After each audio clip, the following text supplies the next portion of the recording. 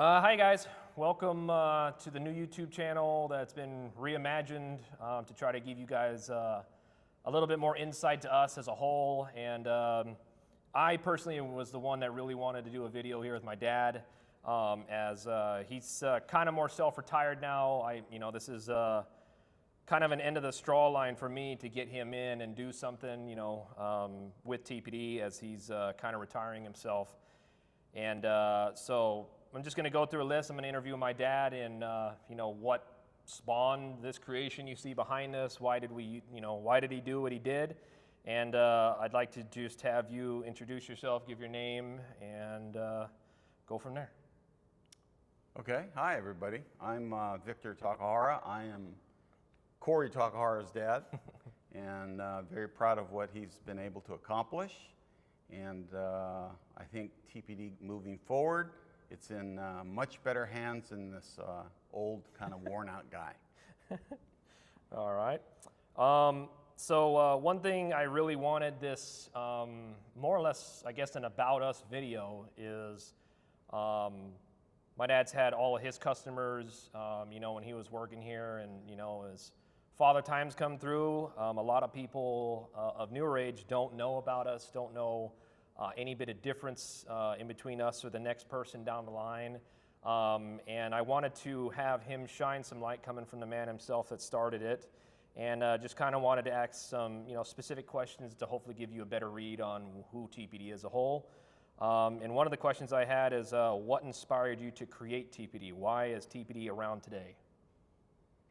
Really what inspired me was that I had kind of not gone the college route, was always handy with my skills, would fix people's stuff. I actually, I think my start was redoing my sister's Econoline van, paneling it and putting carpet in, and everybody oohed and awed about it, and it was pretty neat. So anyway, I started working at a trailer company that would make trailers with wood frames. That's the walls, the ceiling, everything would be all in wood. And then we would put lap siding aluminum like you see on most houses. And basically we would get that wooden frame and bolt it to more or less a steel chassis, kind of a ladder style of chassis, which is basically kind of how a flatbed trailer is made. And we would make trailers for a lot of the racing was just really starting to take off. We started with a lot of like the motocross guys, and little by little started getting into the sports car, sprint car, those kinds of things. But the problem that happened is as we were getting requests for bigger trailers at this company, they were asking us to put in things like wall cabinets and workbenches and places for them to store their fuel and things like that.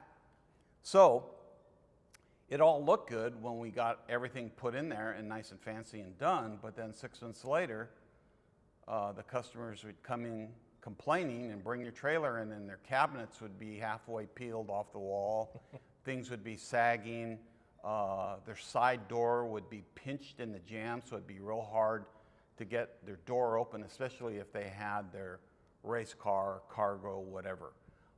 And I could see right away that the only way to solve that problem was you'd have to make a much stiffer steel chassis. And to make a steel chassis, use more metal, and the trailer gets much heavier. And I'm talking about in the days when people had the small V8 motors, and if you were lucky, you had a 454 dually, which was supposed to be, the cat's meow. But these trailers would literally flex as they were going down the road. And I happened to go home one day, and my dad had gone to a company, and he says, "Hey, I want you to check out this panel."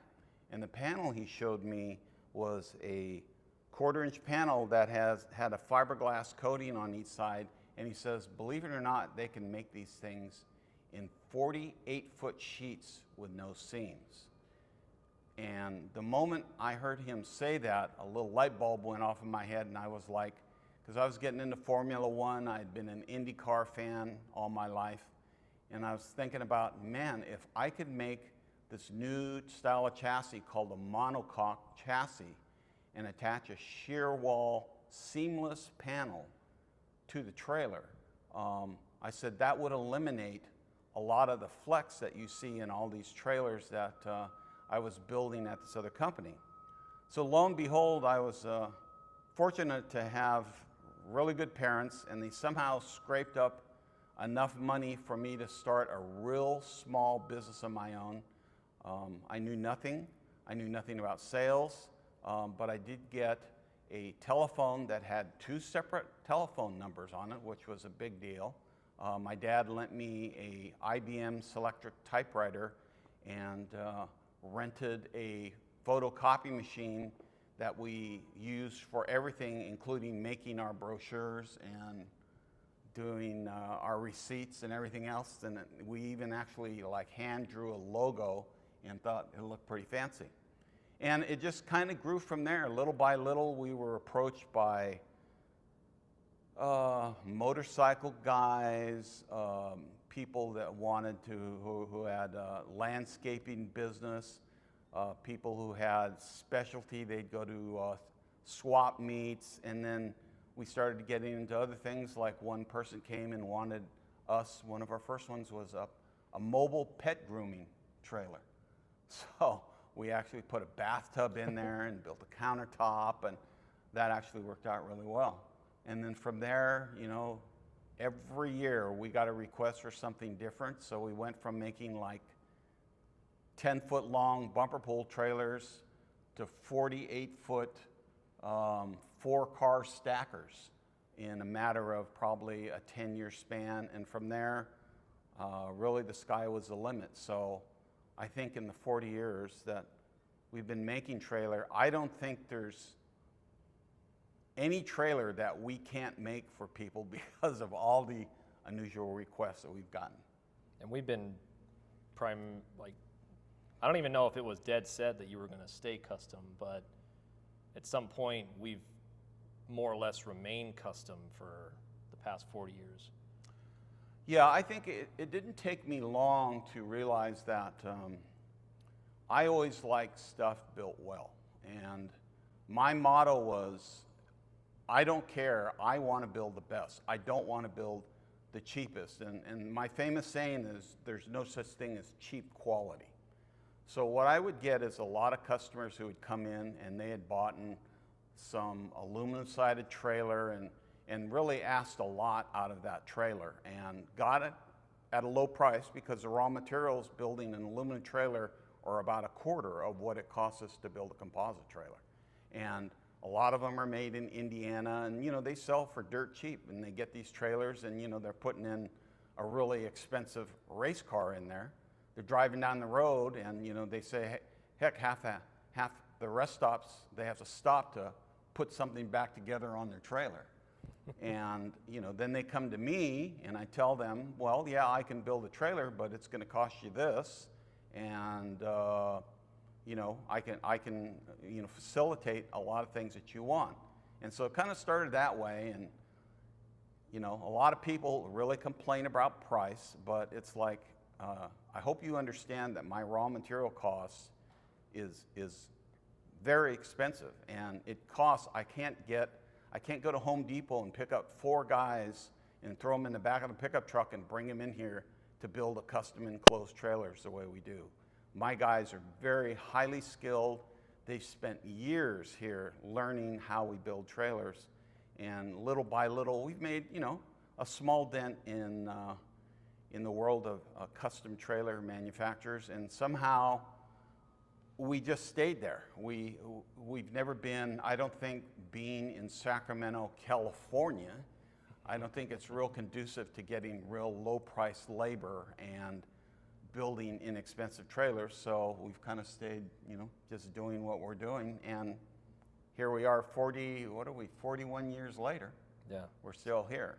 Long enough to put our stamp, and it's, I've always noticed this as a kid, but every time we've gone on a trip, I'm not using the correct word here, but there's like a TPD sighting on every vacation trip. I don't care if it was down to the border towards Mexico, towards Glamis, or if we went all the way up north towards Washington, when you see our branded of trailer with this specific nose shape you see behind us, it's really kind of funny that we'll recognize it, see it, and it came from little old Sacramento here, just with what our crew at the highest was about, I don't know, 45 or 50.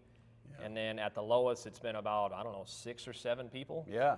So, you know. Especially with COVID now, it's a different world out there right now. Yeah, and one of the things I wanted to hit on, too, about my dad's inspiration to start TPD that I remember him, unless I'm misquoting him, is I remember when he had told me that my grandfather had showed him the panel.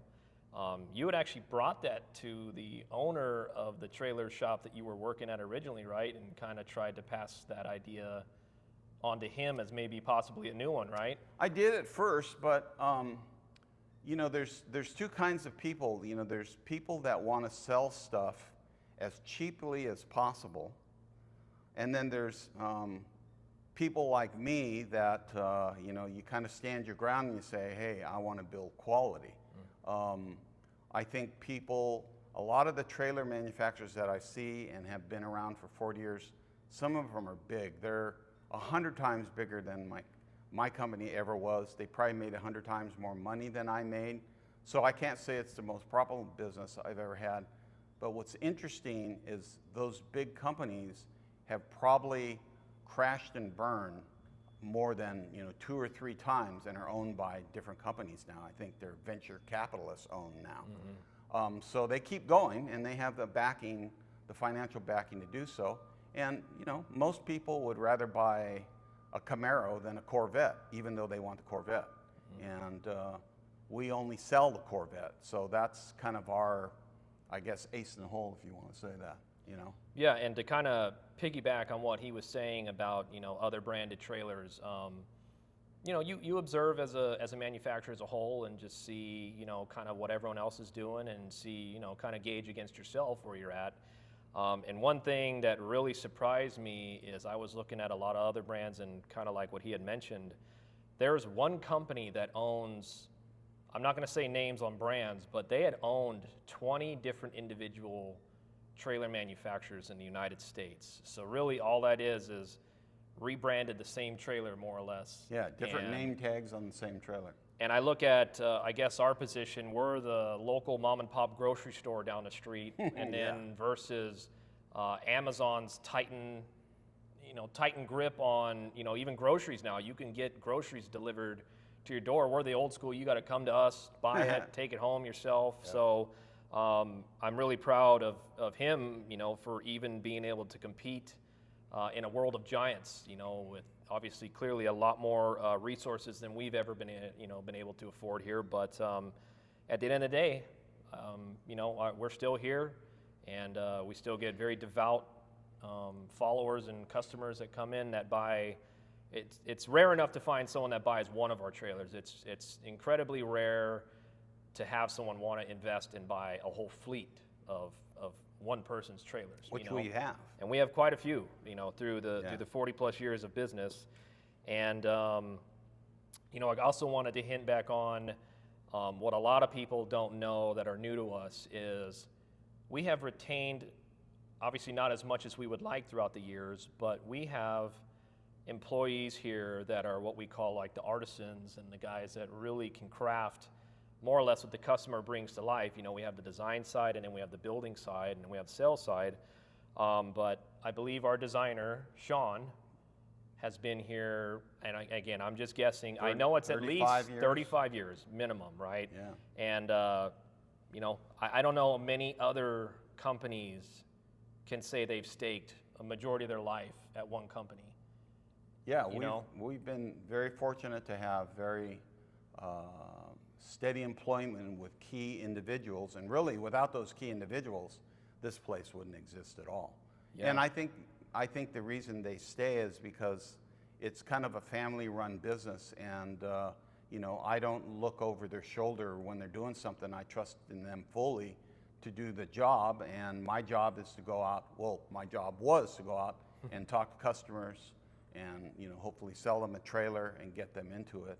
And the thing that is one of the real interesting things, you know, now that I have free time and somewhat retired, I get on Facebook, and I love Marketplace because you can find a lot of used stuff.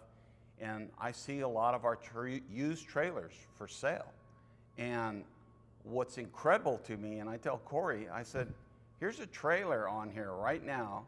It's 35 years old, and it's selling for 3 times more than I sold it for new.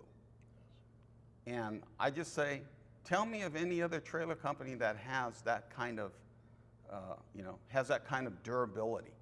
And we get, now one of our side businesses is actually repairing, redoing, refitting, fixing up stuff of our trailers that we built 20, 30 years ago that people bring in. They don't want to buy new, they buy used, they bring it into us, we'll put in cabinets, we'll do, paint, we'll, retouch up some weather seal, all that kind of stuff. And those trailers, they're telling us, oh, I got this trailer for so much, and I'm kind of thinking back going, dude, that was like, it cost 50% less when it was new. A lot of people in the 90s made money off of selling it now, and waiting until the COVID era. If you owned a trailer for 20 years, you basically doubled your money. And then when COVID hit, our raw materials shot through the roof. In fact, I did a graph on our raw materials, and our raw materials, labor, and everything basically 90%ed itself. So almost doubled what we were doing prior to COVID. So, that's unfortunate. The end result is when some of my old customers call up and they go, hey, interested in getting another trailer? And I said, well, that $30,000 trailer you paid for is now $55,000, and they're like, what? And literally double. Sign of the times, And it's like when you go out and say, oh, I'll pick up breakfast for 3 of your friends, so there's 4 people that ate breakfast, and the bill's $100. Yeah. So that's a sign of times right now, but we're still looking for new customers and trying to keep busy.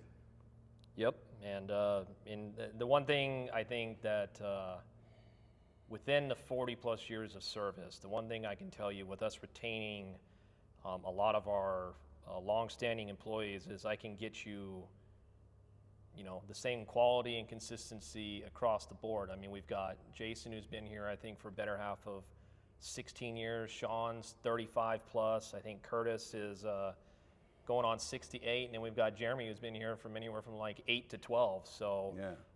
Those 4 boys alone do work, and then with the help of the rest of the crew, we can get you we can bring anything from paper to life. And at the end of the day, that's where we've staked ourselves in as a, not just a trailer manufacturer, but a custom trailer manufacturer. And I don't think we might have a couple duplicates, but everything, I believe, is still custom, no matter what we've done. Someone changes one aspect of anything, and that really changes it. Yeah, our trailers are designed from the ground up. So what a lot of other companies do is they sell a base trailer, and then they sell it to a dealership, and the dealership has it, and then sometimes the dealership will retrofit whatever the customer is looking at, or the dealer will then go back to the factory and order a custom trailer, and then they'll build it and send it to them. I think the difference is what we do is we take your whole entire design to a different level, because we look at the trailer, we look at the type of cargo you have, the type of tow vehicle you're going to be using, the type of terrain you're going to be driving on, and how you're going to be using it. And we design the trailer from the chassis up based on those parameters that you guys set forth. And I think that's why we have really, I believe, a very stellar reputation of making really quality trailers. And also just chip in there real quick. One thing, if you've ever watched any of your social media, that I'm really trying to drive home with a lot of new people here is, again, we don't have fancy equipment here. We've got just old school stuff, and the new thing now is a CNC machine, robots that can do just about any and everything a human can. But one thing I always try to drive home to everyone here that I think it's very overshadowed. They see a final product and don't see all the work that goes into it. Is it's all manual labor. You know, there's no robot telling us how to build it. We go off of a CAD design, Yep. go out there, and it's all hand measured. It's all with, you know, tape measure all the way through, and then it's up to the guy to then cut it. You know, I don't even have a machine that cuts it to, you know, in a 64th dimension on the piece. It's all hand done, and it's just from prior experience. And I think that gives you a higher level of quality that a robot, I don't think, can give you. All right, one question I get asked quite a bit for all newcomers that come here, and surprisingly, a lot of them can be neighbors to us here in Sacramento. We've been here for 40 years, and some people still don't know about us, and I think part of that's probably our own fault as far as advertising. You know, we've never really gone full steam into it. We've been fortunate enough to basically get letters of recommendations or people's personal preference and say, hey, go to these guys. So I think we've been... word of mouth is what they call that. Yes, word of mouth. We've been beyond blessed with that, and you know, it's just come full circle. But one thing, we've kind of hit into it a little bit already, but what makes us different than majority, or if not all, manufacturers as a whole? I can explain that real easy. The reason I started the business is basically what the enclosed trailer business did, and it was a very easy transition for them, is that they got a flatbed trailer, and what they did is they welded outriggers, metal outriggers on the outside of the trailer to make the trailer, say, 8 or 8.5 feet wide. Now everything's 8.5 feet wide, or 102 inches. And that is the chassis they use, and then what they do is they build the upper part using very inexpensive materials, a hat section style of posts and a roof bow, and then they cover everything with what I call tinfoil. I mean, they basically use aluminum siding, and aluminum siding this is a piece of aluminum siding, and actually this is a thicker piece than most manufacturers. This is about a 50 thousandths, but you can see what aluminum does. It's like there's nothing to it. And I can just get this and just, that's aluminum siding. So all this does is it sits on the wall, and now they're using double-sided tape as opposed to rivets, and they tape all these and they lap it over just like a roof shingle, right? And if you ever notice in the summer, you ever see one of these trailers made out of this aluminum siding, they're all crinkled like an accordion, like someone smashed it. And it's because metal gets warm, and when metal gets warm, it expands a great deal, and you'll see that. So anybody who buys a black aluminum trailer will really see their trailers wrinkle. And the problem is, as it's expanding and contracting on a daily basis, all the seals and everything, they're gone, because the thing is just basically, it's growing and moving and shrinking and doing all that stuff. So this is a sample of aluminum. I'll throw that there. And that's thicker, again, than That's what about most 50 thousandths. They use 30 thousandths most of the time. This is just a cut-off section of our composite panel, and if you can imagine, this thing could be 48 feet long, no seams whatsoever. But again, I'll try and flex this thing, and this is maybe, what, 20 inches? I can't flex it at all. But the thing that I want you to understand why our trailers work so well is because when I first saw this stuff, I realized that I could flip this stuff up on its side, okay? And if this thing's 7 feet tall, try and flex this material. It won't flex at all. And I just got that, aha moment when I go, man, if I stuck a wall on here, even on a 48-foot gooseneck, and I have a single piece, that will allow me to build a monocoque chassis. I mount this to the studs of the trailer, and this trailer is so strong that it allows me to reduce the amount of chassis that I have to put in if I were building an aluminum trailer. So the misconception for many years is everybody said, Victor, you make a really nice trailer, but your trailers are heavy. And I go, heavy compared to what? And they go, well, like an aluminum trailer. And I kind of go, no, you got that backwards. Actually, our trailers are much lighter than an aluminum trailer. Especially the bigger you get, the lighter our trailers become. And we have actually gotten into a lot of industries that use our trailers on a daily basis, and I mean use them. And we've gotten into a lot of the EV guys, so a lot of the EV car manufacturers are using it, the guys who do prototype EVs, the guys who build prototype cars with the clay models on them, and the trailers have to be all air conditioned at a certain level so everything stays. And then one of our other big customers, believe it or not, is the Hollywood, or I'd say Hollywood movie camera crane companies. And these guys, I mean, you want to talk about road dogs, these guys carry these big giant cranes that the camera pans out, and you see it in all the action movies, and they go, these guys will pick their trailer up on Saturday and they'll be like in New Orleans by Tuesday. That's how much these guys drive, and they drive all the time. And we've become a mainstay with a lot of the companies who bought in dozens of our trailers. Countless. And they've been great customers of ours, and the reason they're great customers of ours is because their trailers hold together. Yeah, we've sold to, I mean, I'm sure there's some guys we're missing, but we've sold to Elite, we've sold to TCC, Hammer Cranes, any POV. I mean, the list goes on, and you know, kind of to go more into what he says, you know, especially with company-driven stuff like Hollywood. Every year there's a demand for a new movie, a new shoot, new something somewhere. And, you know, obviously I can speak for them in a sense, but if our trailers didn't last the test of time or didn't last during their stay, there would be absolutely zero reason for them to stay with us and select our trailer over others.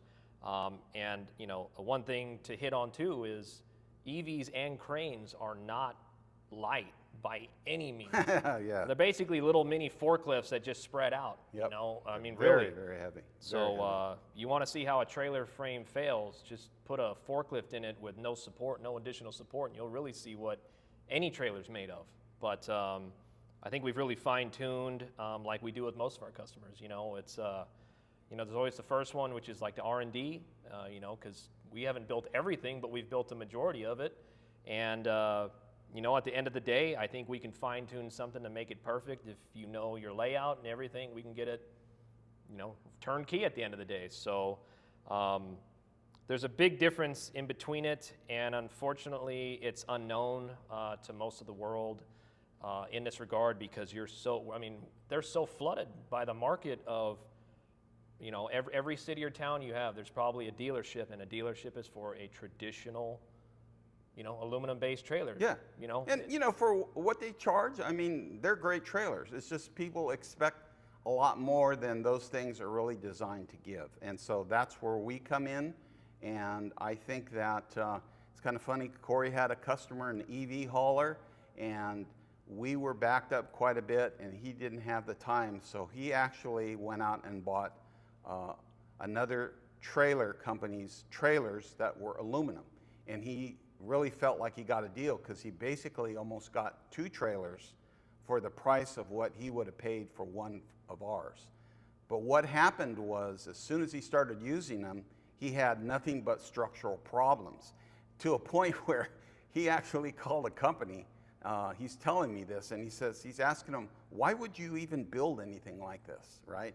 And I just said, you know, really, to their defense, that's what they build. And, you know, you're overstressing a trailer, and it's not like, well, I only did it one time. It doesn't matter. You cannot overstress certain things. And so he said, what he did is he said, I'm going to sell these trailers. I'm just going to buy one of yours. And that was it. Yep. So it's pretty funny. And it happens a lot. You know, we can speak our truth on our company, you know, on what we provide, and really at the end of the day, until someone has an experience with us, you know, that's where like we mentioned, where we just don't have a big media platform to hit, but it's been all word of mouth. And, you know, I mean, obviously media helps and really pushes, but there's also nothing better than word of mouth of someone saying, don't waste your time, go here, you know. And we thank all of our customers that have taken the time, you know, to push people to us. Yeah, and thank God for young blood, because this old guy, you know, he sells everything traditionally, word of mouth. Someone knows me, blah, blah, they call up. But now the Corey's at the helm. he's now trying this whole digital media, and I hope it's a real game changer for us, because there are truly, like he said, people in Sacramento who've never ever heard of us before. And we have trailers all over the world. It's mind-blowing how many trailers we have sold all over the country and in many other countries, including Europe and the Orient and a lot of the islands. We've sold trailers to those guys, so it's been really flattering, you know, to have that kind of customer base. Yeah, we've had, just to name a couple, I mean, we've had one in Tokyo, Japan for a Formula guy. We did a police department trailer for Saipan or Guam.